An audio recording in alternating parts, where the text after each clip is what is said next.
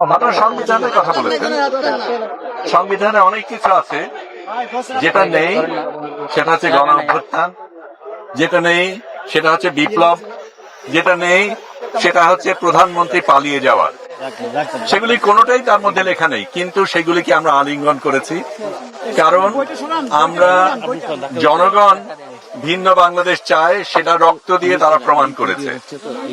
আপনারা গদিতে আছেন, সেটাও কিন্তু জনগণের রায়, এবং আপনারা যদি সেই রায়টা গ্রহণ করতে পারেন, অন্য রায়টা গ্রহণ করা হঠাৎ এত কঠিন হয়ে যায় কেন, সেটা আমরা বুঝি না।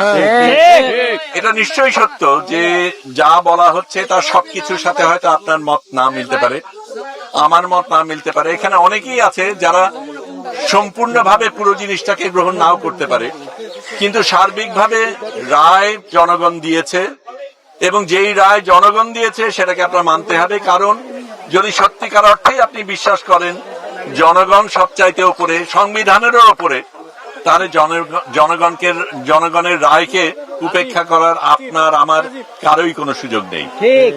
কারণ সেটা যদি হতো তাহলে তো স্বৈরাচার সেই কাজটাই করেছে। স্বৈরাচার এতদিন ছিল কি কারণে?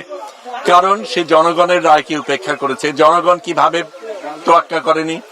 তার সৈন্য ছিল, লোকবল ছিল, টাকা ছিল, অনেক কিছু ছিল, যেটা দিয়ে সে আঁকড়ে ধরে থেকেছে। আপনারা তার থেকে ভিন্ন হবেন ভেবেই আপনাদের জনগণ এখানে এসেছে। এটা আপনাদের সুযোগ, আপনারা যে সত্যিই ভিন্ন সেটা প্রমাণ করার। এখন ইকার না আকার, রস্যকার না দীর্ঘকার, সেটা নিয়ে তর্ক করার জায়গা না। এখানে জনগণের সাথে আপনারা আছেন, এটা প্রমাণ করার সময়।